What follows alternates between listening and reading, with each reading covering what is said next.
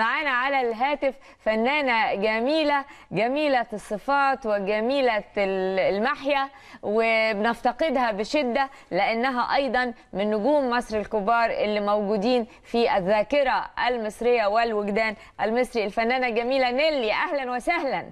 ايه الحلاوه دي يا هلا؟ ايه الكلام الحلو ده؟ ازيك يا نوشة؟ اخبارك ايه يا حبيبتي؟ انا كويسه وانتي منوره الشاشه. ربنا يخليك. مشتاقين لك دايما دايما يا هلا، واحنا على طول مشتاقين لك يعني بشكل دائم. تسلمي لي يا رب. انا عرفت ان معاكي فنان كبير وعظيم وقلب جميل، ربنا يخليه لمصر باعماله الجميله اللي اداها لنا يا رب.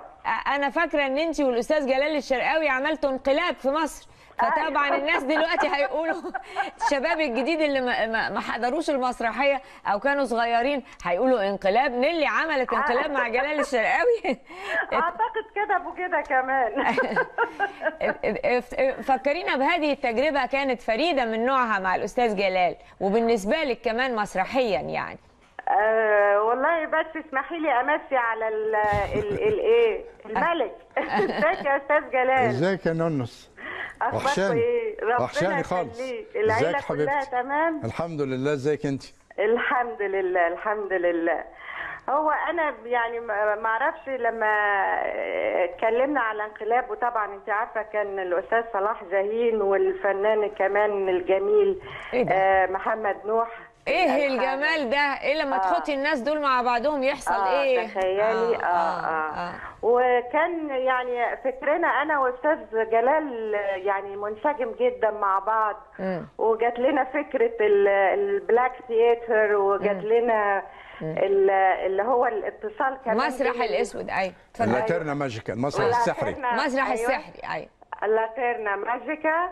وبعدين هو بس مش بس عملها كده بالسمع ولا بالاحساس، ده راح هناك واتفق معاهم وجم. كانوا انهي بلد؟ في تشيكوسلوفاكيا. راح تشيكوسلوفاكيا وجاب يعني خبراء من هناك في المسرح السحري. ايوه اكزاكتلي. جم وعملوا العمل بشكل راقي جدا جدا. وطبعا لك ان تتخيلي من ناحيه الصرف، صرف قد ايه يعني. حبه للشغل وكل الحاجات دي كانت رائعه وكانت فريده. حتى حاولوا بعد كده، اعتقد مش فاكره قوي، يعملوها بس ما كانتش بالشكل اللي الاستاذ جلال فكر فيها، انه تتعامل بالشكل الصحيح جدا. أيوة. الحمد لله الحمد لله. فاكره دورك وفاكره الايام دي، وفاكره يعني قولي لنا التجربه مع صلاح جاهين، مع محمد نوح، مع استاذ جلال، ازاي العمالقه دول كانوا بيتعاملوا سوا، وحسيتي ايه ساعتها؟ كنت حاسه ان انت في وسط عمل تاريخي يعني؟ انت حضرتك عندك كام ساعه في البرنامج عشان احكي لك؟ طب انا طبعا باختصار هقول لك بسرعه شديده. ايه الذكرى اللي انت في المسرحيه دي بالذات فاكراها؟ يعني الليله او الاجتماع او اليوم او الجمهور اللي انت ما تنسيهوش. والله أنا فاكرة إنها كانت مش بس ساعات جميلة، حتى اللحظات فيها كانت جميلة، لأنها كانت بتجمع بين أسماء كبيرة قوي قوي وطموح جوايا كانت بتطلع. وأحلى حاجة فيها كمان إنها كانت رواية رومانسية، وأنا بحب الرومانسية قوي. طبعا. تقول إيه لنيلي يا أستاذي؟ أقول لها أنت وحشتينا ووحشت الناس، ومش تخرجي بقى من القوقعه بتاعتك وترجعي لنا. بص هقول لك حاجه يا استاذ جلال، انا بحب قوي مقوله يا بخت منظر وخفف. لا مش قوي كده يعني. لا ده انت بس انت زرتي وسافرتي. وفين؟ سافرت فين؟ لا موجوده، ما اقدرش اسيب حبيبتي مصر. ما زال الفن في حاجه اليكي والى فنك الجميل، والحقيقه ما شفناش فنانه استعراضيه زيك لغايه دلوقتي. لا ازاي انا ما شفتش. اذا كنت انت شفتي قولي لي. لا في كتير طبعا. في اولا شريهان يعني كانت رائعه. لا طبعا شريهان ربنا يديها الصحه والسعاده ويشفيها يا رب وترجع لنا منوره. اسمح لي يا استاذ، اسمح لي.